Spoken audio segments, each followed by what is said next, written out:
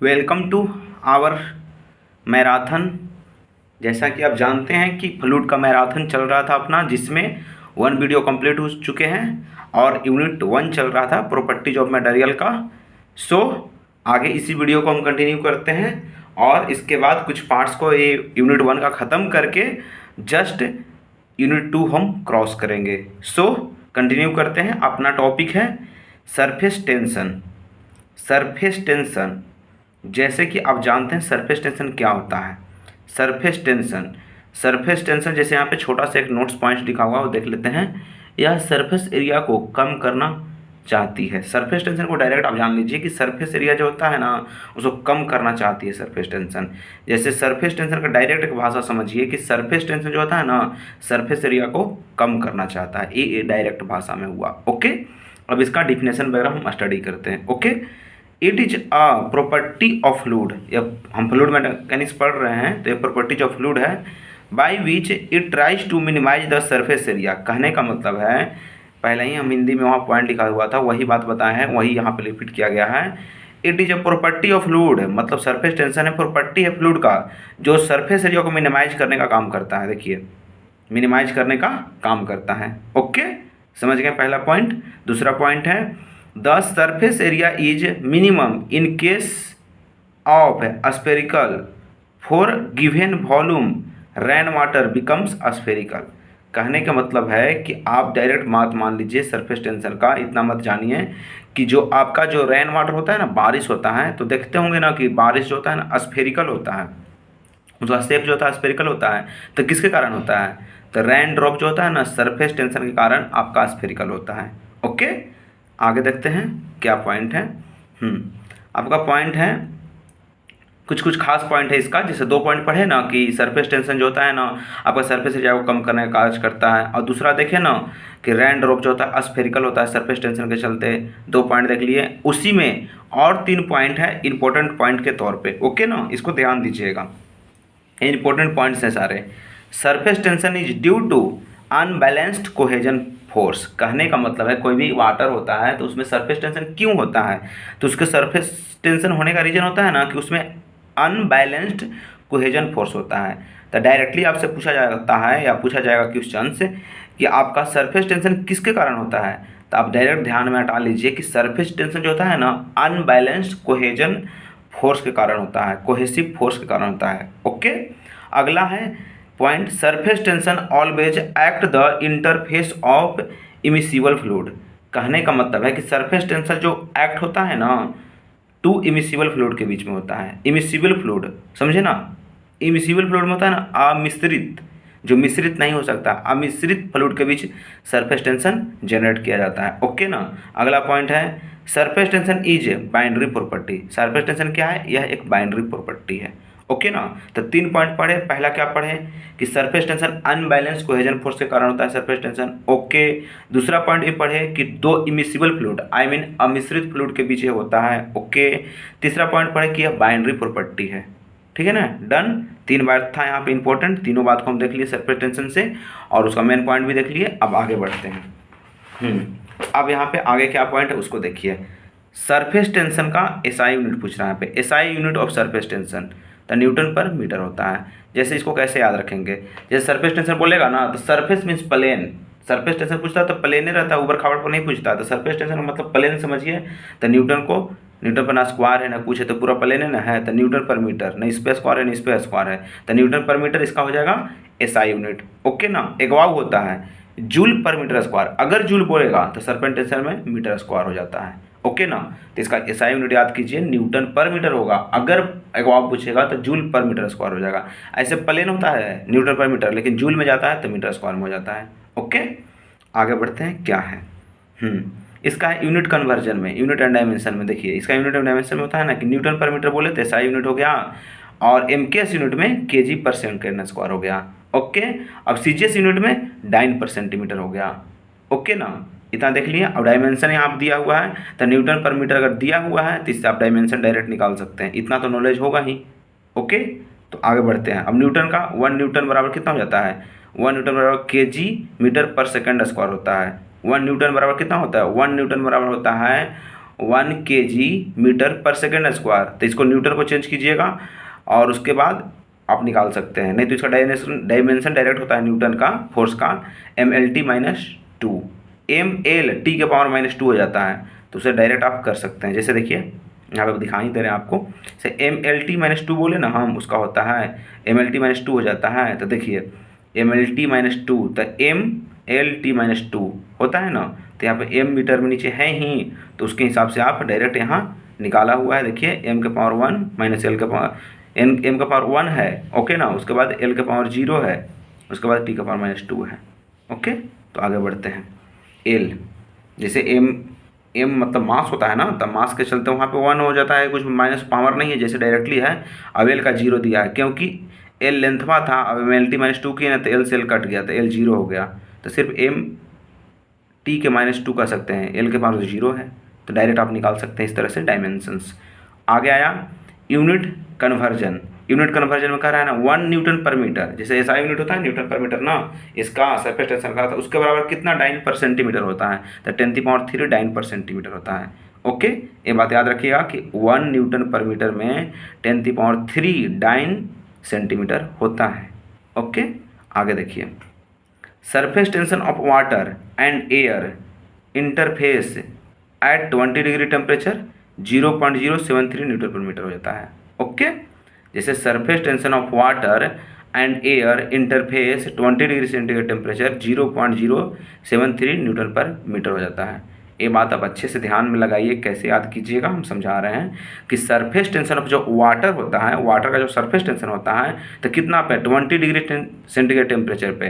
तो पहले आप जान लीजिए ना कि अगर भाई टेम्परेचर बढ़ता है ना तो सरफेस टेंशन घटता है, और ऊपर से पूछ दिया कि 20 डिग्री सेंटीग्रेड पर कितना हो जाएगा सरफेस टेंशन, तो आप जान लीजिए कि घटता है तो 20 डिग्री पे बहुत घट गया होगा, तो इसलिए 0 पॉइंट समथिंग में चला गया। तो 20 डिग्री सेंटीग्रेड कितना हो जाता है वाटर का, तो 0.073 N/मीटर हो जाता है। तो आप अच्छे से याद रखिए कि वाटर का 20 डिग्री सेंटीग्रेड में सरफेस टेंशन होता है 0.073 N/मीटर। ओके, आगे बढ़िए, क्या है सरफेस टेंशन ऑफ पारा and air interface 20 degree centigrade.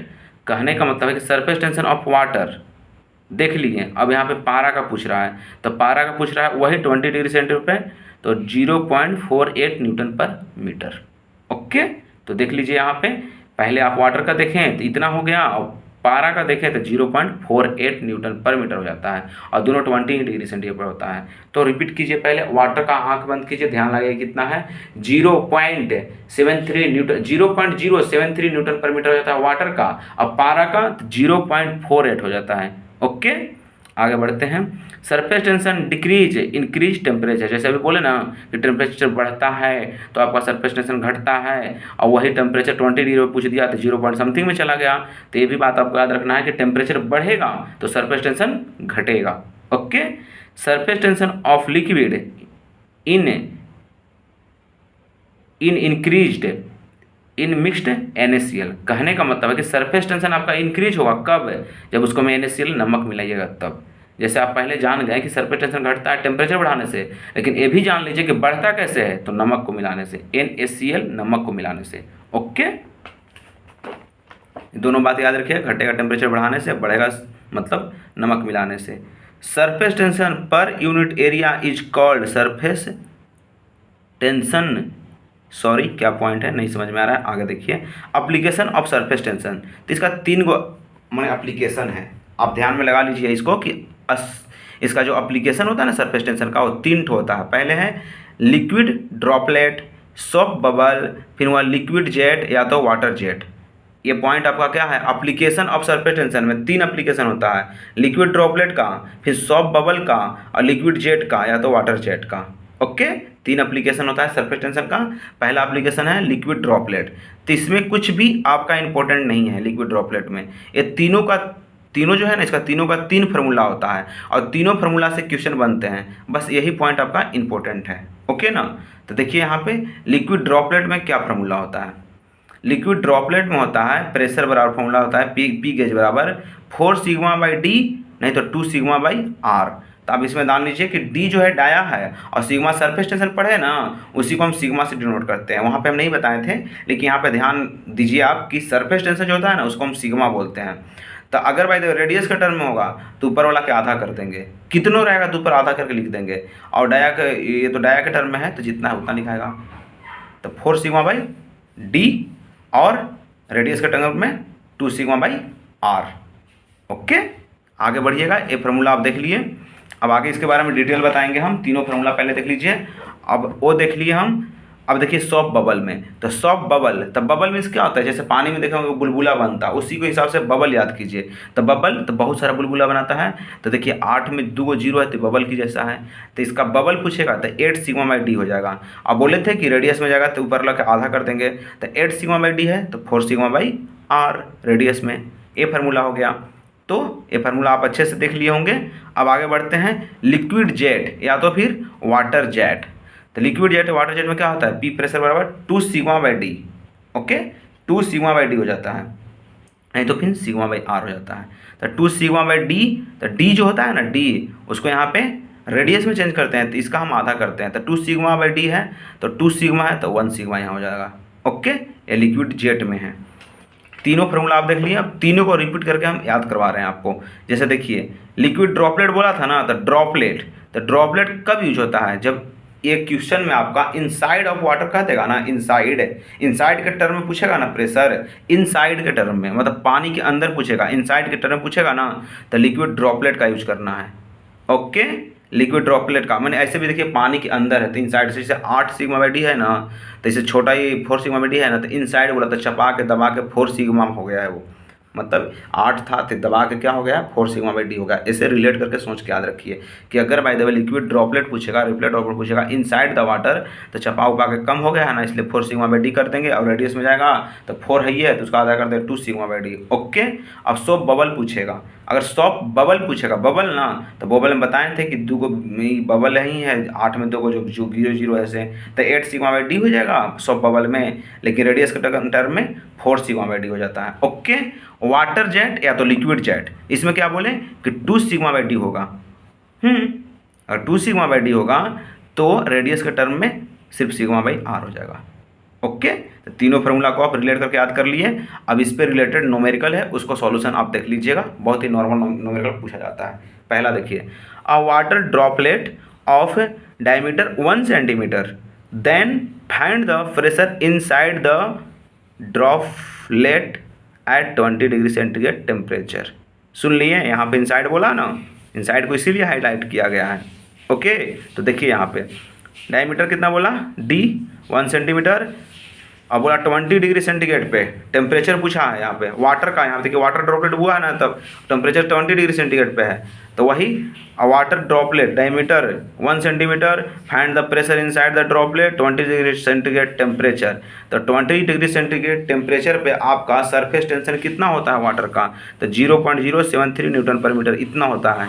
Okay, अब देखिए प्रेशर इन ड्रॉपलेट, तो ड्रॉपलेट में क्या बोले थे कि इनसाइड बोलेगा तो 4 सिग्मा बाई डी, तो सिग्मा कितना है, देखिए sigma surface tension of water 20 degree centigrade पे 0.073, और 4 तो है ही है, और डी डाया कुछ बोला था, डाया बोला था आपका 1 सेंटीमीटर, तो सेंटीमीटर है तो 1 सेंटीमीटर को हमको मीटर में सब आंसर लाना है, क्योंकि आपका ये जो है काची बोलते हैं सरफेस टेंशन से न्यूटन पर मीटर में है, तो सबको न्यूटन पर मीटर में कन्वर्ट करने के लिए आपको इस सेंटीमीटर को मीटर में करने पड़ेगा, तो आप चेंज कर लीजिएगा इसको। ओके, ऐसा यूनिट पे ध्यान देकर आगे बढ़िए। अब एक और क्वेश्चन इसी पे बेस्ड है, आपका इस तरह से सॉल्यूशन किए इतना आंसर आ जाएगा, इसी पे बेस्ड और क्वेश्चन करवा देते हैं। An air bubble of dia 5 mm air bubble बोला है, ध्यान दीजिएगा 5 mm inside the water, inside फिर बोल दिया है 20 degree centigrade temperature, then find the excess pressure inside the air bubble, inside ही बोला है। तो देखिए डाया इतना था ना mm में, तो इसको कर दिया कुछ ही में मीटर में, वाटर का ही पूछा है यहाँ पे, एयर बबल डाया इतना इनसाइड द वाटर, देखिए वाटर बोला था, एयर बबल बोला था लेकिन इनसाइड द वाटर बोला था, इनसाइड द वाटर तो उतना ही आ जाएगा। Pressure droplet 4 sigma by D क्योंकि इनसाइड बोला है, उस तरह से सॉल्व करके यहाँ पे आपका आंसर आ जाएगा। देख लिए, अब आगे बढ़िए, 2 क्वेश्चन बहुत ही काफ़ी है। अब आया आपका अगला टॉपिक, अगला पॉइंट, क्या बोलते हैं इसको, कैपिलरिटी, हिंदी में बोलते हैं कैस्कित्व। कैसिकत्व बोलते हैं, कैसिकत्व। ओके ना। तो कैपिलरिटी को हम देखते हैं क्या क्या इसमें खास पॉइंट है। सबसे पहले इसमें देख लीजिए, क्वेश्चन डायरेक्ट पूछा जाता है कि capillarity is due to surface tension.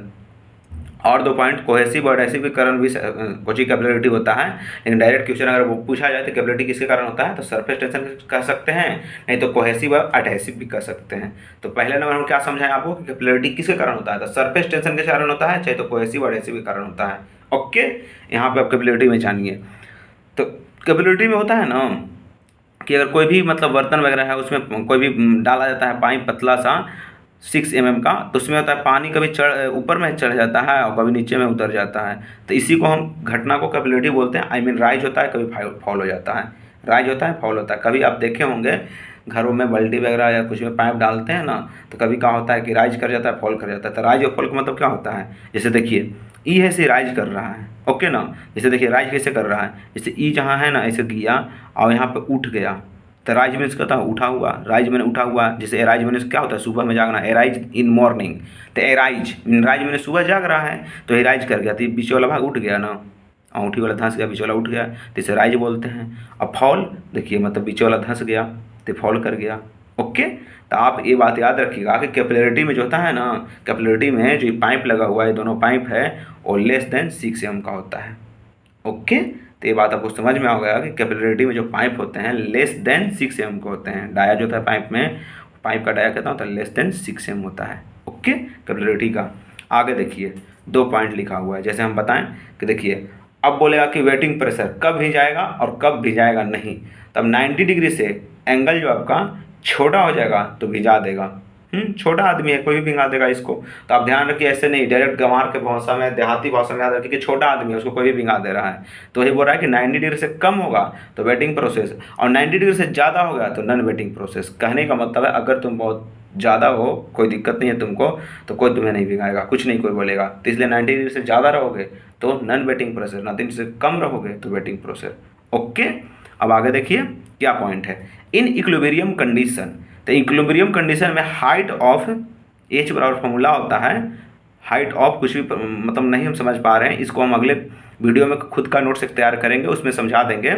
ऐसे आप याद रखिए कि कैपिलरिटी में एच बराबर फॉर्मूला होता है जो 4 सिग्मा कॉस थीटा बटा रो जी डी होता है। तो आंख बंद कीजिए, एच बराबर फॉर्मूला होता है 4 सिग्मा कॉस थीटा, क्या फिर से ध्यान लगाइए, क्या है 4 है, फिर सिग्मा है, फिर कॉस थीटा है, और बट्टा में क्या है रो जी डी। तो आपको फार्मूला याद हो चुका होगा, कन्फर्म बोलिए 4 सिग्मा बट्टा 4 सिग्मा कॉस थीटा बट्टा रो जी डी। ओके, अब आगे देखते हैं क्या है। इसमें है एक कहानी, इसका कहानी ये है ना कि एच और डी जो हाइट और डायमीटर रिलेशन है, तो हाइट जो होता है इनडायरेक्टली प्रोपोर्शनल होता है डायमीटर का।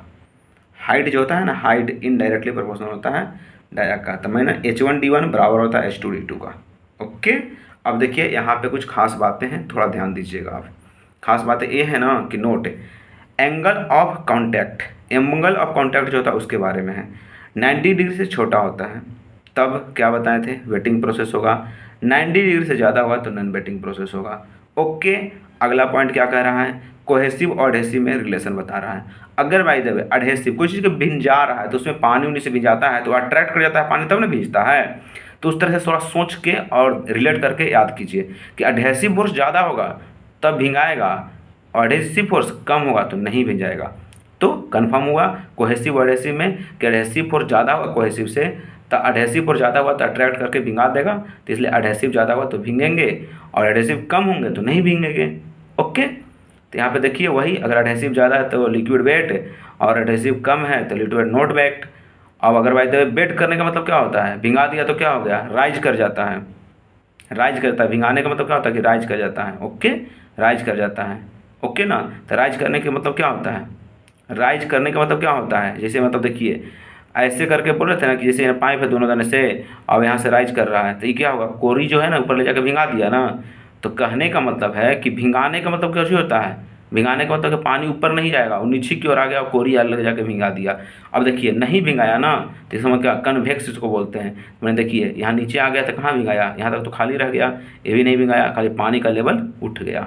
ओके, तब देख लीजिए यहाँ पे कि 90 डिग्री से कम होता है तो क्या होता है, भिंगा देता है, एडहेसिव फोर्स ज़्यादा होता है तो भिंगा देता है, कम होता है तो नहीं भिंगाता है, 90 डिग्री से ज़्यादा वैल्यू होता है तो नहीं भिंगाता है। तो नोट वेट अगर बाय द वे पानी आपको 90 डिग्री से, अब इस डायरेक्ट ऐसे भी क्वेश्चन पूछेगा कि अगर बाय द वे 90 डिग्री से कम का कौन बन रहा है तो राइज करेगा कि फॉल करेगा। तो 90 डिग्री से कम बन रहा है तो राइज करेगा, काहे कि दोनों तरफ से भिंगा दे रहा है तो उठ गया, राइज कर गया। अगर बाय द वे 90 डिग्री से ज़्यादा होता है तो फॉल कर जाएगा। ओके, तो राइज करेगा उसको क्या बोलते हैं, कॉनकेव है, और जब फॉल करेगा उससे बोलते हैं कन्वेक्स। तब आप देखिए कि वेटिंग प्रोसेस में कौन आता है, वाटर या ऑयल आ जाएगा, ऐसे पारा या CCl4 आ जाएगा। ओके, तो ये पॉइंट को आप समझ चुके होंगे अच्छे से, हमको पता है। अब इसमें खाली एक ही बात आपको रिपीट करते रहें कि अगर राइज रहेगा तो कनकेव होगा, राइज में से भिंगा दिया तो कनकेव होगा कप जैसा, अगर बाय द वे फॉल हो गया तो कन्वेक्स होगा। कहने को तो फॉल कर गया, पूरा फॉल कर गया, फॉल कर गया। तो कोई भी इंसान फॉल कर जाता है तो भाषा किए नहीं जाता है, तो उसे बोले फॉल कर गया तो कन्वेक्स हो जाएगा। ओके, पूरी तरह से समझा दिए। अब देखिए the phenomena of capillarity in due to adhesive and cohesive और वाइस वर्सा और सरफेस टेंशन। कहने का मतलब है ना कि जो कैपिलरिटी का जो फेनोमेना होता है ना, एडहेसिव और कोहेसिव कारण होता है, वाइस वर्सा सरफेस टेंशन के होता है कारण। जैसे अभी पहले ही बता चुके थे आपको, तो वही बात यहाँ भी रिपीट करना है कि जो फेनोमेना होता है ना कैपिलरिटी का, एडहेसिव और कोहेसिव कारण होता है या तो सरफेस टेंशन के कारण होता है। कन्फर्म। अब आगे बढ़ते हैं, क्या कह रहा है यहाँ पे। एक न्यूमेरिकल जो था उसी को हम थोड़ा सा डिस्कस कर लेते हैं शॉर्टकट में, बाकी और कहीं देख लेंगे। जैसे बोल रहा है यहाँ पे ना, capillarity rise a glass tube of dia 2 mm and इतना डाया इतना दिया है, then find the capillarity rise in the dia tube 4 mm। तो उस तरह से दिया हुआ था, और डायरेक्ट यहाँ पे देखिए ये पढ़े थे ना कि हाइट और डाया का जो रिलेशन होता है इनडायरेक्टली प्रोपोर्शनल होता है। तो देखिए जैसे इनडायरेक्टली प्रोपोर्शनल हुआ ना तो H1 D1 हो जाएगा, H2 D2 हो जाएगा। तो यहाँ पे H2 बराबर इसमें पुट कर दिए और आपका ये आंसर आ गया। ओके, इस तरह से, और इसको डिटेल में पढ़ना होगा तो अगले वीडियो में मिलिए हमसे, ठीक है। अब देखिए यहाँ पे क्लासिफिकेशन ऑफ फ्लूइड आया, क्लासिफिकेशन ऑफ फ्लूइड आपका अगला टॉपिक है, क्लासिफिकेशन ऑफ फ्लूइड। फ्लूइड का क्लासिफिकेशन कर रहे हैं। ओके, तो देखिए कैसे क्लासिफिकेशन करना है। सबसे पहले आया आपका ideal fluid.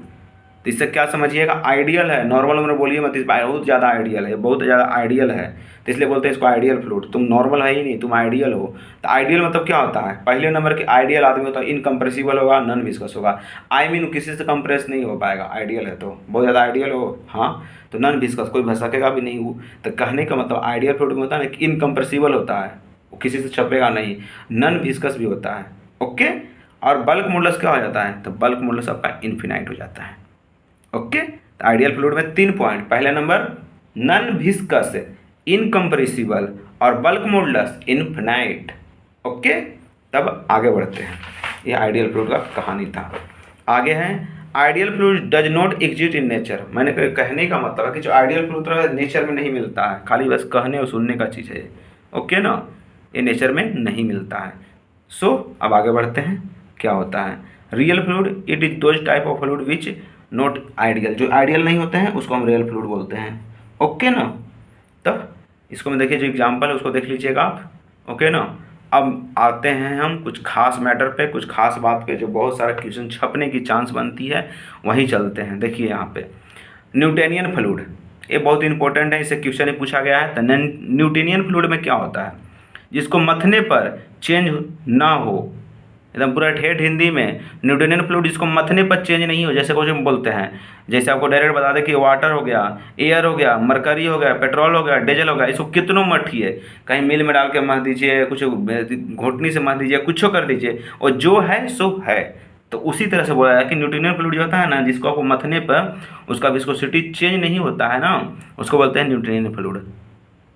Okay, Newtonian fluid, it is those type of fluid which flow is Newton's law of viscosity. ऐसा फ्लूइड जो न्यूटन्स लॉ ऑफ विस्कोसिटी को फॉलो करता है उसे न्यूटोनियन फ्लूइड कहते हैं। इसमें एक खास पॉइंट है, it is those type of fluid viscosity independent, मतलब किसी भी विस्कोसिटी डिपेंड नहीं करता है, इंडिपेंडेंट होता है rate of deformation, with rate of deformation.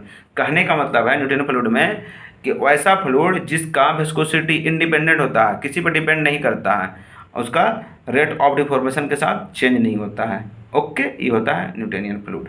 जैसे मैंने वाटर हो गया, वाटर को कितनों में थी है, कुछ दिक्कत होता है, जस का तस होता है। एयर हो गया उसको भी, मरकरी हो गया वो भी, पेट्रोल भी हो गया वो भी, ये हो गया आपको न्यूटोनियन फ्लूइड। डायरेक्ट इसमें एक ही बात याद रखना है कि वैसा फ्लूइड जिसको कैसे बोलते हैं विस्कोसिटी की चाहिए, विस्कोसिटी इंडिपेंडेंट होता है, किसी पर डिपेंड नहीं होता है, और रेट ऑफ डिफॉर्मेशन होगा उसके साथ उसका विस्कोसिटी चेंज नहीं होना चाहिए, उसको बोलते हैं न्यूटोनियन फ्लूइड। ओके, अब आया शेयर स्ट्रेंथ। टाउ जो होता है, टाउ होता है उसको बोलते हैं shear strength. Tau shear strength, shear strength के लिए फॉर्मूला क्या होता है, म्यू डी यू बटा डी वाई। टाउ कुछ शेयर स्ट्रेस हुआ ना, टाउ शेयर स्ट्रेस का म्यू होगा विस्कोसिटी और डी वाई बटा डी यू बटा डी वाई, ये फॉर्मूला होता है। ओके, तो आप याद रखिए शेयर स्ट्रेस के लिए फॉर्मूला क्या होता है, टाउ शेयर स्ट्रेस फॉर्मूला होता है म्यू विस्कोसिटी डी यू बटा डी वाई। अब डायरेक्ट आपसे पूछ देगा कि विस्कोसिटी के लिए फॉर्मूला क्या होगा, म्यू बराबर, तो आप जानते ही हैं कि यहाँ गुना में दोनों है, इसको भागा में ठेलिए, डी यू नीचे हो जाएगा, वाई ऊपर हो जाएगा, तो टाउ डी वाई बटा डी यू ये होगा विस्कोसिटी के लिए फॉर्मूला। ओके ना, तो दोनों फॉर्मूला यहीं बन गया, शेयर स्ट्रेस का फॉर्मूला ए बन गया, अब और बोलेगा विस्कोसिटी का, तो इसको भागा में भेजिएगा तो ए बन जाएगा। ओके, तो आगे बढ़ते हैं। क्या है, डायरेक्ट आपका आया नॉन न्यूटोनियन फ्लूइड। अब न्यूटोनियन देख लिए ना, तो अब आया नॉन न्यूटोनियन फ्लूइड। तो नॉन न्यूटोनियन फ्लूइड में क्या क्या है उसको थोड़ा ध्यान दे लीजिए आप, क्या क्या आपका होने वाला है नॉन न्यूटोनियन फ्लूइड में, वो थोड़ा सा ध्यान से आप स्टडी कर लो। ओके ना, तो देखिए जिसको मथने पर चेंज हो जाएगा, अगर कहने का मतलब है कि जिसका आप मथ रहे हैं ना तो उसका विस्कोसिटी चेंज हो जाता है, तो उसे हम नॉन न्यूटोनियन फ्लूइड बोलते हैं। ओके, तो देखिए it is those type of fluid whose viscosity change with rate of deformation, मतलब रेट ऑफ डिफॉर्मेशन के साथ उसका विस्कोसिटी चेंज हो जाता है, उसको बोलते हैं नॉन न्यूटोनियन फ्लूइड।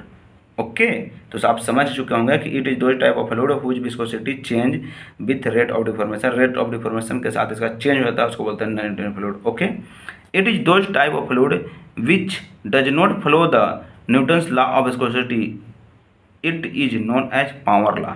कहने का मतलब है कि नॉन न्यूटोनियन फ्लूइड जो होता है ना, न्यूटन्स लॉ को पावर लॉ नहीं करता है, यह पावर लॉ को फॉलो करता है। ओके ना, इसका विस्कोसिटी जो होता है ना चेंज हो जाता है रेट ऑफ डिफॉर्मेशन के साथ। ओके, ये हुआ नॉन न्यूटोनियन फ्लूइड। और नॉन न्यूटोनियन फ्लूइड में देख लीजिए, ये टूथपेस्ट है, इसको अगर टूथपेस्ट को मथिएगा तो इसका विस्कोसिटी चेंज हो जाएगा। ब्लड है, ये भी चेंज हो जाएगा। मिल्क है, इसको भी अगर मथिएगा तो उससे मक्खन निकल जाएगा। क्विकसेंट कंडीशन वो भी हो गया, नेल पॉलिश वो भी हो गया। तो मतलब वैसे वैसे जो फ्लूइड हैं जिसका विस्कोसिटी चेंज हो जाता है उसको बोलते हैं नॉन न्यूटोनियन फ्लूइड। ओके, अब आगे आता है the branch of science which deals with the study of non Newtonian fluid is known as rheology. कहने का मतलब है ना कि नॉन न्यूटोनियन फ्लूइड जो होता है ना उसका स्टडी को क्या बोलते हैं हम, रियोलॉजी बोलते हैं। The branch of science which deals with the study of non Newtonian fluid is known as rheology, उसे हम रियोलॉजी बोलते हैं। जिसको नॉन न्यूटोनियन फ्लूइड का हम स्टडी करते हैं उसे हम रियोलॉजी बोलते हैं। ओके, अब आया टाइम डिपेंडेंट फ्लूइड। कुछ स्पेशल पॉइंट है, थोड़ा इसको ध्यान दीजिएगा, बहुत खास पॉइंट है, क्वेश्चन बनेगा ही बनेगा यहाँ से।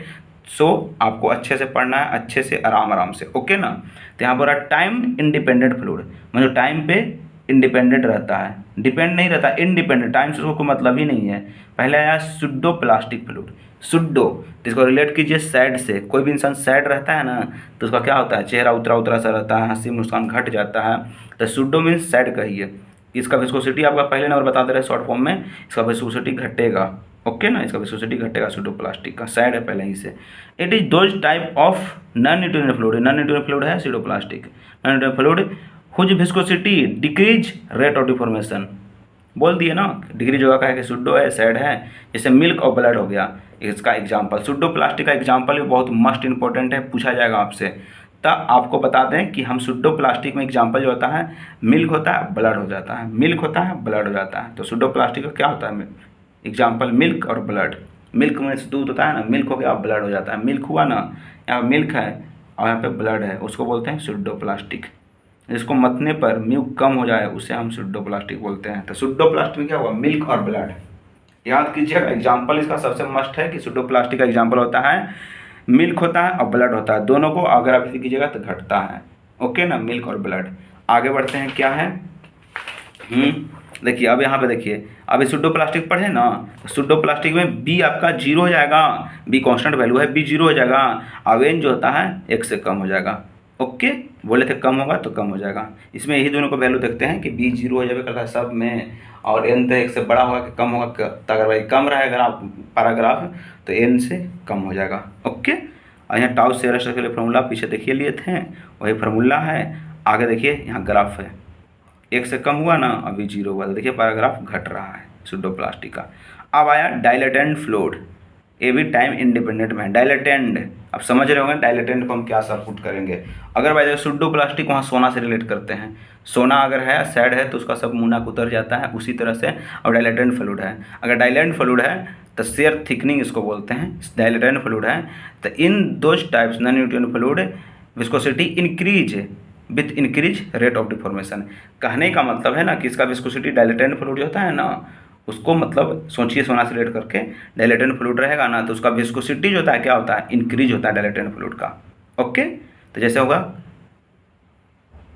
क्रोन स्ट्रेन इन वाटर, या तो फिर हनी, या तो क्विकसेंट कंडीशन, या मक्का का आटा, ये सब जो होता है ना, हनी जो होता है इसका विस्कोसिटी इंक्रीज हो जाता है, क्विकसेंट कंडीशन का भी, मक्का का आटा भी, ये जो होता है डायलेटेंट फ्लूइड का एग्जाम्पल है, इसका विस्कोसिटी इंक्रीज करता है रेट ऑफ डिफॉर्मेशन के साथ। डायलेटेंट फ्लूइड का क्या होता है, डायलेटेंट फ्लूइड है ना, इसका क्या होता है, टाइम के साथ इसका विस्कोसिटी इंक्रीज होता है। इसका एग्जांपल क्या होता है, जैसे हनी हो गया, क्विकसेंट कंडीशन हो गया, आटा हो गया, आटा के पानी में जो शांत है वो हो गया। ओके, ये डायलेटेंट फ्लूइड हो जाता है। आगे बढ़ते हैं, क्या होता है। यहाँ पे देखिए 2 खास बात है, ये पूछा जा सकता है आपसे। सुडोप्लास्टिक फ्लूइड एंड डायलेटेंट फ्लूइड दोनों पढ़े अभी ना, टाइम इंडिपेंडेंट में सुडोप्लास्टिक पढ़े और डायलेटेंट फ्लूइड पढ़े। तो सुडोप्लास्टिक जो है शेयर थिकनिंग हो जाता है, डायलेटेंट फ्लूइड जो होता है शेयर थिकनिंग हो जाता है, थिनिंग होता है, थिनिंग के बाद थिकनिंग। तो जो पतला होता है ना उसको शेयर थिनिंग बोलते हैं, जो मोटा होता है उसको शेयर थिकनिंग बोलते हैं। ओके, तो दोनों बात आप देख लिया यहाँ पे। जैसे सुडोप्लास्टिक क्या होता है, शेयर थिकनिंग हो गया, डायलेटेंट फ्लूइड शेयर थिकनिंग हो गया। ओके, अब आगे देखते हैं। आगे क्या है, जैसे आप बोले यहाँ पे कि बी जो है ना 0 और ये जो होता है 1 से ज़्यादा, तो इसका क्या कहानी है। जैसे यहाँ पे बढ़ रहा था डायलेटेंट फ्लूइड का, देखिए वही डायलेटेंट फ्लूइड है, उसी का बढ़ रहा है यहाँ पे। ओके ना, अब आगे बढ़ रहे हैं बिंघम फ्लूइड या तो आइडियल फ्लूइड। कहने का मतलब है विंगम फ्लूइड या तो आइडियल फ्लूइड। आप ऐसे समझिए बिंगम है, इसका कोई प्रभाव नहीं पड़ने वाला, सीधा होगा, स्ट्रेट होगा, उसी को बिंगम या आइडियल फ्लूइड बोलते हैं, बिंगम फ्लूइड या तो आइडियल फ्लूइड। ओके ना, it is those type of non Newtonian fluid which behaviours of non Newtonian fluid after the applying some initial force. तो कहने का मतलब है कि बिंगम फ्लूइड या तो आइडियल फ्लूइड क्या होता है, यह उस टाइप का आपका फ्लूइड है जिसका बिहेवियर नॉन न्यूटोनियन फ्लूइड की तरह होता है after some initial applied force के लिए। कहने का मतलब ये है बिंगम फ्लूइड में, it is those type of fluid non Newtonian fluid which behaves a Newtonian fluid after some initial force. बोले ना बिंगम है, बिंगम की कहानी अलग है। पहले नंबर तो बिंगम भाई बोले ना, बिंगम फ्लूइड है तो आइडियल फ्लूइड कि हम नॉन न्यूटोनियन फ्लूइड हैं, हमरा पे कोई इनिशियल फोर्स लगाइएगा तो हम आपको न्यूटोनियन फ्लूइड जैसा काम करके देंगे। देख लीजिए यही बिंगम का या सिंघम लोग का यही हाल है कि अगर भाई दबे ये जो है नॉन न्यूटोनियन फ्लूइड पहले से हैं बिंगम जी, ओके ना, लेकिन इस पे कुछ और फोर्स लगाइएगा तो न्यूटोनियन फ्लूइड की तरह बिहेव करेंगे, उसको बोलते हैं हम बिंगम फ्लूइड या तो आइडियल फ्लूइड। ओके, ये जैसे टूथपेस्ट हो गया, जेल हो गया, सीवेज स्लज हो गया, ये सारे के सारे बिंगम फ्लूइड या तो आइडियल फ्लूइड में। टूथपेस्ट जान ही रहे हैं आप, सम इनिशियल फोर्स, जैसे टूथपेस्ट आप देखे होंगे अपना रूम में, जैसे कुछ फोर्स लगाता है तो कैसे वो बाहर फेंकता है, तो उसको टूथपेस्ट बोलते हैं। जेल सेविंग करने वाला जो होता है ना, कुछ पेस्ट होता है उसको जेल पेस्ट करने पे ही बाहर आता है। सीवेज स्लज वो भी कुछ इनिशियल फोर्स के कारण बाहर आता है। ओके, देखिए यहाँ पे बोले ना बिंघम है, अपने आप में स्ट्रेट लाइन पैराग्राफ बना हुआ है ना, n बराबर 1 हो गया, सब छोटा बड़ा होता था, अभी तो 0 हुआ करता है, B not equal to 0। Okay ना, अब आगे बढ़िए, क्या है आपका बिंघम के बाद, बिंघम के बाद हो जाता है आपको टाइम डिपेंडेंट फ्लूइड। देख लीजिए यहाँ पे टाइम डिपेंडेंट फ्लूइड है, जो टाइम पे डिपेंडेंट होता है। तो आया रियोपैक्टिक फ्लूइड, जैसे अपना सोना का नाम रिया या तो रेमा एज होता है ना, उसके हिसाब से। तो rheopectic fluid, it is those type of fluid whose viscosity increase with rate of to time. कभी कभी जैसे बोल रहे हैं इसको हम रिया या रेमा अपने सोना से रिलेट किए हैं, तो कभी कभी उसका विस्कोसिटी इंक्रीज हो जाता है, जैसे बहुत खुश है, खुश रहने पर उसका विस्कोसिटी इंक्रीज हो जाता है। उसी पर रियोपैक्टिक फ्लूइड को आप ऐसे याद कीजिए ना कि अगर बाय द वे कोई none whose viscosity of fluid increase respect to time, मतलब टाइम के साथ उसका इंक्रीज कर जाता है, उसको बोलते हैं रियोपैक्टिक फ्लूइड। ओके, जिसका विस्कोसिटी इंक्रीज हो जाएगा। अब जैसे example plaster of Paris, PP plaster of Paris, gypsum printer ink. Plaster of Paris जानते हैं, जिससे हाथ बैंडेज हुआ था आपका खुद का, तो उसमें देखे थे पहले गिल्ला रहता है वो, और हाथ में बैंडेज लगाने के बाद कुछ देर पर मतलब हवा लगता है तो सूख जाता है, तो बहुत हार्ड हो जाता है, तो है रियोपोटिक बोल रहा है कि जिसका विस्कोसिटी इंक्रीज हो जाता है। उसी तरह से प्लास्टर ऑफ पेरिस भी कर सकते हैं। प्लास्टर ऑफ पेरिस हो गया, जिप्सम हो गया, प्रिंटर इंक हो गया। ओके, ये होता है रियोपैक्टिक फ्लूइड का कहानी। अब आगे देखिए, उसी का है ग्राफ, बढ़ रहा है ना रियोपैक्टिक फ्लूइड का टाइम के साथ। तो यह है रियोपैक्टिक फ्लूइड, जैसे रिया का कभी कभी होता है उनका कहानी ऐसा।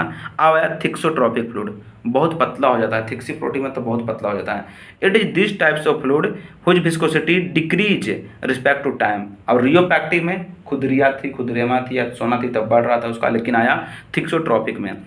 थिक्सोट्रॉपिक में this types of fluid viscosity decrease, इसका विस्कोसिटी डिक्रीज हो जाएगा with respect to time. Time के साथ आपका विस्कोसिटी डिक्रीज होगा ना, उसको बोलते हैं थिक्सोट्रॉपी। ऐसे भी नाम है थिक्सोट्रॉपी, तो काम भी वैसा होगा कि विस्कोसिटी आपका टाइम के साथ डिक्रीज कर जाएगा, तो थिक्सोट्रॉपी हो जाएगा। जैसे कॉस्टिक हो गया, कॉस्टर ऑयल हो गया, पेंट्स हो गया। पेंट्स देखिए, जैसे पेंट्स को क्या होता है, धीरे धीरे दीवार पर लगाते हैं तो उसका क्या हो जाता है, विस्कोसिटी नहीं कमता है थिक्सोट्रॉपिक में। उसी तरह से लिपस्टिक भी आ जाएगा थिक्सोट्रॉपिक में। ओके, तब देखिए थिक्सोट्रॉपिक में धीरे धीरे घटता है, तो इसका बराबर घटेगा, मैंने 1 से कम हो जाएगा, बी बराबर 0 हो जाएगा। ओके, सो आगे बढ़ते हैं, क्या हुआ। अब इसका सबका निचोड़ है, देख लीजिए यहाँ पे ध्यान से आप देखिएगा, सबका निचोड़ एक जगह बनाया हुआ है। ओके ना, आपको हम पूरी तरह से समझा चुके हैं, हम इस पे टाइम नहीं देंगे। आप अच्छे से फिगर को देख लीजिएगा, ध्यान से पुश करके आपको पूरी तरह से समझ में आ जाएगी। नहीं समझ में आएगी इसका तो हम हैं ग्रांटर, आपको समझाएंगे फिर से। ओके, अब देखिए आगे। आगे क्या है, कुछ न्यूमेरिकल पार्ट्स हैं, तो न्यूमेरिकल पार्ट्स में क्या कैसे हैं आई डोंट नो, बट इसको देख लेंगे किसी दूसरे पोर्शन में। हम आगे बढ़ते हैं। अब आया अपना वॉर्टेक्स फ्लो। वॉर्टेक्स फ्लो में जो इंपॉर्टेंट पॉइंट है उसी को देखेंगे हम। डायरेक्ट वॉर्टेक्स फ्लो में देखिए ये बात, प्रेशर अगर बढ़ेगा तो बॉइलिंग पॉइंट बढ़ेगा, प्रेशर बढ़ेगा तो बॉइलिंग पॉइंट बढ़ेगा। जैसे वॉर्टेक्स फ्लो में डायरेक्ट आप जान लीजिए प्रेशर कुकर तो देखे हैं ना आप, कि अगर भाई नीचे से गैस बैठा देते हैं, उसके बाद उस पर हम नीचे से गैस पे कुकर बैठा देते हैं, नीचे से टेम्परेचर देते हैं, तो टेम्परेचर बढ़ने से क्या होता है, प्रेशर बढ़ता है, प्रेशर बढ़ने से कुकर आपका सीटी मारता है, तो सीटी मारता है तो उससे कंडेंसेशन का काम होता है। जैसे पानी जो होता है वाष्प पे चलता है, उसका ढक्कन में ठेकता है, उसके बाद पानी टप टप चूता है, वही चावल बनाते हैं तो दाल बनाते हैं। तो उस प्रोसेस को क्या होता है, टेम्परेचर बढ़ने से आपको वाष्प बन के उसमें दीवार में सटता है, पानी फिर गिरता है, तो उसी को हम प्रोसेस को क्या बोलते हैं, कंडेंसेशन। ओके ना, कंडेंसेशन उसी को बोलते हैं। The vapour pressure of water is more than vapour pressure of mercury. कहने का मतलब कि वेपर प्रेशर ऑफ वाटर जो होता है ना, ज़्यादा होता है मरकरी से। ओके, ये समझ चुके होंगे कि the vapour pressure of water is more than the vapour pressure of mercury. समझे कुछ कि वेपर प्रेशर किसका ज़्यादा होता है, तो वाटर का ज़्यादा होता है वेपर प्रेशर ऑफ मरकरी से। आगे देखिए, boiling point of water increase pressure. अगर भाई जब बताया ना कि बॉइलिंग पॉइंट कब बढ़ेगा, अगर प्रेशर बढ़ाइएगा तो आपका बॉइलिंग पॉइंट बढ़ेगा, increase pressure. Okay, the phenomena of cavitation is due to the high pressure. आपसे कहीं भी पूछ सकता है कैविटेशन का जो घटना होता है, जैसे कुकर में ध्यान लगा लीजिए, याद करने का शॉर्ट तरीका, कंडेंसेशन बताइए कुकर में होता है तो कैसे होता है, तो हाई प्रेशर की वजह से होता है। फिर boiling point of water increase with increase pressure. Done. तो कैविटेशन कैसे होता है, हाई प्रेशर के वजह से। आगे देखते हैं क्या है आपका। अब आया फ्लूइड स्टैटिक्स, यूनिट नंबर 2। यहाँ से आपका यूनिट नंबर 2 स्टार्ट हो जाता है, फ्लूइड स्टैटिक्स। सो हम फ्लूइड स्टैटिक्स को अभी जस्ट देखने जा रहे हैं, इसमें क्या क्या बातें होगी, बहुत मस्त बातें होगी। सो कंटिन्यूटी बनाए रखें और ध्यान लगा के इसको आगे बढ़ते हैं। देखिए जैसे फ्लूइड स्टैटिक्स है ना, तो फ्लूइड स्टैटिक्स में क्या होता है कि पहले ना स्टैटिक्स बोला तो रुका ही हुआ होगा, तो उसके बारे में तो हम स्टडी करने जाएंगे। देखिए, it is the branch of science, पहले ब्रांच ऑफ साइंस बोल रहा है, which deals with the study of fluid behaviours then fluid is rest condition. कब माने हमको फ्लूइड का बिहेवियर्स को पता करना है, कब, जब वो रेस्ट में रहता है तब। ओके, इसलिए इसका नाम है fluid statics. In fluid statics shear force is 0 but normal force exist कर जाएगा। ओके, अब याद कीजिए, इसमें कह रहा है कि शेयर फोर्स इसमें 0 होगा लेकिन नॉर्मल फोर्स इसमें एग्जिस्ट करेगा। ओके ना। तो ऐसा क्यों हो रहा है, अब वो एथी में है, रेस्ट कंडीशन में है, उसमें शेयर फोर्स नहीं होगा, सिर्फ नॉर्मल फोर्स होगा। तो आप याद कीजिएगा, एक क्वेश्चन पूछा चुका है कि फ्लूइड स्टैटिक्स में होगा तो कौन सा फोर्स उसमें एग्जिस्ट करेगा, ओनली नॉर्मल फोर्स। ओके, अब आता है एक खास point, fluid statics the Mohr circle will be a point. अगर by the way fluid statics में होगा, रुका हुआ होगा, देखो मोहर सर्कल होता है, जैसे मोहर मार दिए, ये मोहर मारे, यहाँ देखिए, यहाँ पे मोहर मारे ना, मोहर मारे ना, तो फ्लूइड स्टैटिक्स में है, ना हिलना है ना डुलना है। तो वही कह रहा है फ्लूइड स्टैटिक्स में मोहर सर्कल क्या होता है, यह एक पॉइंट होता है मोहर सर्कल। ओके, आगे बढ़ते हैं, मोहर सर्कल एक पॉइंट होता है। अब आया प्रेशर। तो प्रेशर आप जानते हैं कि फोर्स बटा एरिया हो जाता है। प्रेशर क्या होता है, फोर्स बटा एरिया होता है। और सीजीएस यूनिट क्या होता है, डाइन पर सेंटीमीटर स्क्वायर हो जाता है। ओके, और डायमेंशन हम निकाल सकते हैं। तो प्रेशर क्या याद रखिएगा, प्रेशर का फॉर्मूला होता है फोर्स बटा एरिया डाइन पर सेंटीमीटर स्क्वायर। ओके, आगे बढ़ते हैं, क्या है पॉइंट्स। यहाँ पे 2 4 10 खास पॉइंट हैं, तो जो हाईलाइट किया हुआ है ना, उसी पॉइंट को हम याद करेंगे। जैसे यहाँ पे है 1 बार बराबर कितना होता है, 10⁻³ पास्कल, या तो फिर 10⁻² किलो पास्कल, इतना हो जाती है 1 बार बराबर। मैंने एक बार में, बार मान समझ रहे, एक बार में कितना 10⁵ पास्कल, या तो फिर 10⁻² पास्कल, ये हो जाता है आपका 1 बार में। ओके, अब आगे आता है 1 एटम बराबर कितना होता है, तो 1 एटम बराबर होता है 1.01325 बार, या तो फिर 1.01325 मल्टीपल 10⁵ पास्कल। ओके, नहीं तो 101.325 किलो पास्कल, 760 पारा। Okay, 10.3 metre of water. Okay ना। अब आया यहाँ पे 1 टोर में कितना होता है, 1 टोर बराबर कितना होता है 1 mm ऑफ पारा, और 133.3 पास्कल। 1 टोर में कितना पास्कल होता है 1 टोर में, तो 1 टोर में आपका 133.3 पास्कल होता है 1 टोर में। टॉर ना बोले तुम, हाँ टॉर बोले, तो टॉर जो होता है ना, टॉर 133.3 पास्कल हो जाता है 1 टोर में। ओके, तो ध्यान दीजिएगा कि 1 टॉर में कितना होता है, 1 टॉर बोला है 133.3 पास्कल होता है, 1 mm ऑफ पारा हो जाता है। ओके, सो आगे देखते हैं क्या है, मिलते हैं इससे क्या क्या है। अब आया अगला पॉइंट आपका, टाइप्स ऑफ प्रेशर। प्रेशर जो हम पढ़ रहे हैं ना बार बार, कि प्रेशर होता है तो ऐसे होता है तो वैसे होता है, तो टाइप ऑफ प्रेशर देखिए, इसमें 4 टाइप्स का प्रेशर होगा। पहला है एटमॉस्फेरिक प्रेशर, फिर है एब्सोल्यूट प्रेशर, फिर है गेज प्रेशर, फिर है वैक्यूम प्रेशर। 4 वो प्रेशर है, सबको अलग अलग हम बांट देंगे, आप ध्यान दीजिएगा। पहले है एटमॉस्फेरिक प्रेशर। ओके ना, एटमॉस्फेरिक प्रेशर में क्या है, it is the pressure which extract by the atmospheric gas such N2O2 CO2। उसका मतलब प्रेशर विच द एक्सट्रैक्ट, या तो एटमॉस्फेरिक गैसेस हो जाता है ना, एटमॉस्फेरिक प्रेशर वो हो जाता है, इसमें कहने वाला एटमॉस्फेरिक गैसेस आता है। It is the pressure which extract atmospheric gases, इतना is known as atmospheric pressure. Atmospheric gases आता है, उसके बाद एटमॉस्फेरिक प्रेशर नहीं चलता है। ओके ना। अब देखिए, local atmospheric pressure measured by barometer. कहने का मतलब है कि लोकल जो एटमॉस्फेरिक प्रेशर होता है बैरोमीटर मापता है। ओके ना, लोकल एटमॉस्फेरिक प्रेशर आपका बैरोमीटर मापता है। ओके, बैरोमीटर मापता है लोकल एटमॉस्फेरिक प्रेशर, जैसे मतलब अगल बगल का है उसका प्रेशर जो होता है बैरोमीटर से मापती है। ओके ना, बैरोमीटर से। ओके, अब हुआ एब्सोल्यूट प्रेशर। एब्सोल्यूट प्रेशर जो होता है ना, absolute pressure, it is the pressure which is measured by the taking reference absolute zero and complete vacuum pressure. Okay, absolute pressure always we negative positive force in the not given.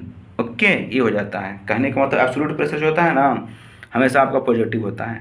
सबसे पहले आप absolute pressure में याद रखिए। Gauge pressure जो होता है negative और पॉजिटिव दोनों हो जाता है। ओके ना, तो आप ध्यान दीजिए कि नेगेटिव पॉजिटिव दोनों हो जाता है। तो नेगेटिव गेज प्रेशर को क्या बोलते हैं हम, वैक्यूम प्रेशर बोलते हैं। नेगेटिव गेज प्रेशर क्या बोलते हैं हम, वैक्यूम प्रेशर बोलते हैं। ये बात आप ध्यान में हटा लीजिएगा।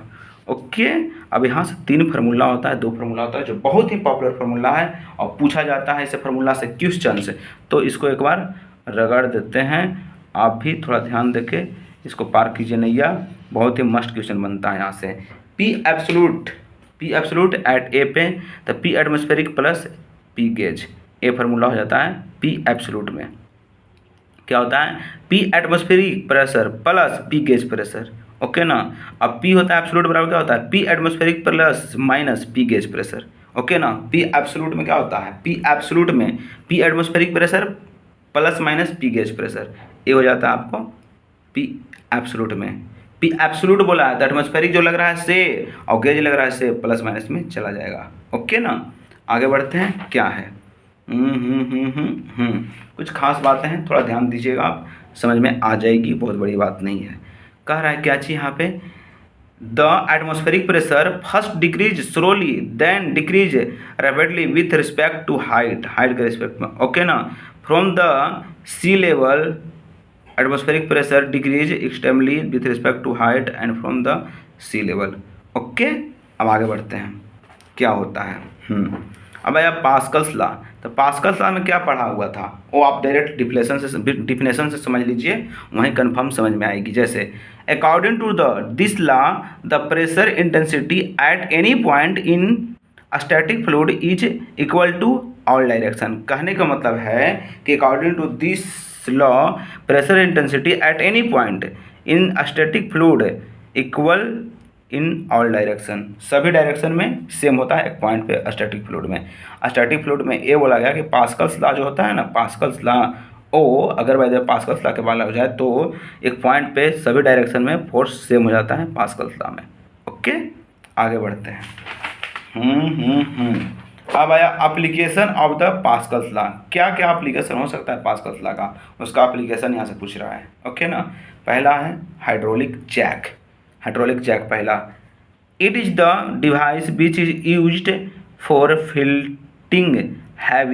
Lifting heavy weight with the application of small forces, okay ना। कहने का मतलब है कि हैवी मतलब हाइड्रोलिक जैक का मतलब क्या हुआ, हाइड्रोलिक जैक का मतलब यही ना हुआ कि हैवी से हैवी वेट को उठा सकता है और भी कम फोर्स में, उसी को बोलते हैं हाइड्रोलिक जैक, ओके ना। आगे बढ़ते हैं, क्या है यहाँ पे एक है फार्मूला जिसको बोलते हैं मैकेनिकल एडवांटेज। तो मैकेनिकल एडवांटेज का फार्मूला क्या होता है, weight of lifted to the applied force, weight lifted to the applied force को बोलते हैं मैकेनिकल एडवांटेज। जैसे weight of the lift to the applied force, weight of the lift to the applied, weight of the lift to the applied force, जितना मैंने आप lift किए ना से और कितना अप्लाइड किए से उसका रेशियो है, ओके।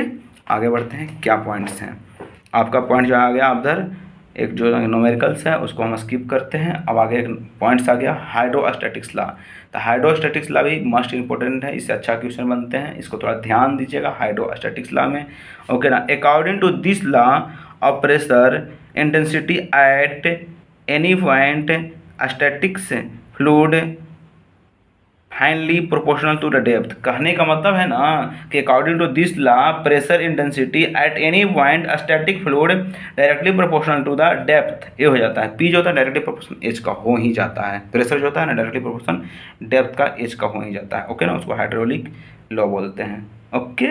आगे बढ़ते हैं, directly proportional hydrostatic directly proportional ये हो जाता है। अब एक फार्मूला आप देखे होंगे जिसको वायरल फार्मूला भी बोल सकते हैं कि W बराबर रोजी होता है, सबको जानते हो, लेकिन W बराबर रोजी के लिए और फार्मूला क्या होता है, W बराबर डेल्टा पी बटा डेल्टा एच, डेल्टा पी बटा डेल्टा एच एफ जी बराबर W, ये हो जाते हैं आपका फोर्स, ओके ना, फोर्स। W बराबर क्या होता है, W बराबर रोजी फार्मूला होता है, या तो डेल्टा पी बटा डेल्टा एच, ओके ना। अब पी गेज के लिए फार्मूला होता है रोजी एच को भी करता है, तो रोजी एच कर लेंगे हम, ओके। अब आगे देखते हैं, क्या है हाइड्रोस्टैटिक पैराडॉक्स क्या होता है, हाइड्रोस्टैटिक पैराडॉक्स क्या होता है। इसमें डायरेक्ट आप बात याद रखिएगा ना हाइड्रोस्टैटिक पैराडॉक्स में कि अगर बाय द वे कोई भी डिफरेंट साइज का हाइड्रोस्टैटिक पैराडॉक्स में यही बात आपको याद रखना है कि कोई भी साइज का आपका फ्लूइड पार्टिकल्स हो, उसमें फ्लूइड किसी भी साइज में भरा हुआ हो, सेम साइज में भरा हुआ है, तो उसका प्रेशर जो होगा ना सेम हो जाता है, ये बात याद रखिएगा हाइड्रोस्टैटिक्स लॉ में, ओके। आगे बढ़ते हैं, क्या है आगे आपका न्यूमेरिकल पार्ट्स हैं, उसके बाद आया प्रेशर मेजरमेंट। आपका यहाँ से इसका यूनिट 2 का दूसरा पार्ट स्टार्ट होने जा रहा है जिसको बोलते हैं प्रेशर मेजरमेंट। तो प्रेशर मेजरमेंट में देखते हैं क्या क्या पढ़ना है, ओके ना। पहले आया प्रेशर मेजरमेंट में बैरोमीटर, ओके ना। It is a device which is used for measuring the local atmospheric pressure, तो लोकल एटमॉस्फेरिक प्रेशर को कैसे कम करवाएं। Okay, it is the device which is use for the measuring local atmospheric pressure, local atmospheric pressure को मापता है barometer. Okay ना, ये होता है ट्रिंकलिंग। ओके, ट्रिंकलिंग फिल्टर इधर आता है। बैरोमीटर क्या होता है, बैरोमीटर आपको पता होगा, local atmospheric pressure. Okay, barometer क्या होता है, लोकल एटमॉस्फेरिक प्रेशर, उसको बोलते हैं बाउंड्री, बाउंड्री। ओके, अब आया यहाँ पे एटमॉस्फेरिक प्रेशर में टेरेसलिन, वहाँ पे क्या होता है, टेरेसलिन में क्या होता है, आपको टेरेसलिन में देखिए क्या क्या होता है वहाँ पे, capable to vacuum, complete vacuum, यहाँ पे कंप्लीट वैक्यूम हो जाता है, एटमॉस्फेरिक प्रेशर कितना होता है, यहाँ पे एब्सोल्यूट प्रेशर भी 0 हो जाता है, वो होता है टेरेसलिन में। टेरेसलिन में क्या होता है, कंप्लीट वैक्यूम हो जाता है, और पी एटमॉस्फेरिक प्रेशर 0 प्रेशर भी होता है। ओके, ये होता है टेरेसलिन में। ओके ना, लोकल एटमॉस्फेरिक प्रेशर, इसको बोलते हैं बैरोमीटर। बैरोमीटर क्या होता है, लोकल एटमॉस्फेरिक प्रेशर होता है, उसको बैरोमीटर बोलते हैं। बैरोमीटर जो लोकल डिवाइस जो था लोकल एटमॉस्फेरिक प्रेशर करता है ना, उसको बैरोमीटर ही नज़र आता है। ओके, बैरोमीटर ही नज़र आता है, barometer barometer barometer. Atmospheric pressure जो होता है ना, उस पर बैरोमीटर होता है। ओके, या रो जी एच हो जाता है। ओके, रो जी एच हो जाता है। Okay, local atmospheric pressure, local atmospheric pressure को होता है बैरोमीटर। लोकल एटमॉस्फेरिक को मापता है, टेरेसलिन में 0 वैकेंसी होता है, 0 जाता है, यहाँ पे हो जाता है रो टी हो जाता है। ओके, अब आगे बढ़ते हैं, क्या है आपका आगे है, एट द टेरेसलिन बैरोमीटर प्रेशर 0, बोले टेरेसलिन में प्रेशर 0 हो जाता है, यहाँ पे बोल ही दिया। अब आया यहाँ पे पिज्जोमीटर के बाद, पिज्जोमीटर बैरोमीटर प्रेशर इज 0, प्रेशर 0 होता है। अब यहाँ से आपका पिज्जोमीटर स्टार्ट होता है, अब यहाँ से न्यूमेरिकल का पार्ट स्टार्ट होता है। सो थैंक यू, इस वीडियो में हम इतना ही करेंगे, अब मिलते हैं अगले वीडियो में। अब पिज्जोमीटर से हम स्टार्ट करेंगे, अब आगे न्यूमेरिकल वगैरह को भी देखते हम बढ़ जाएंगे। ओके ना, सो ये वीडियो आपका अगले वीडियो में पूरी तरह से, सॉरी ये जो यूनिट 2 है ना, फुल कंप्लीट करवा देंगे हम अगले वीडियो में। So thank you.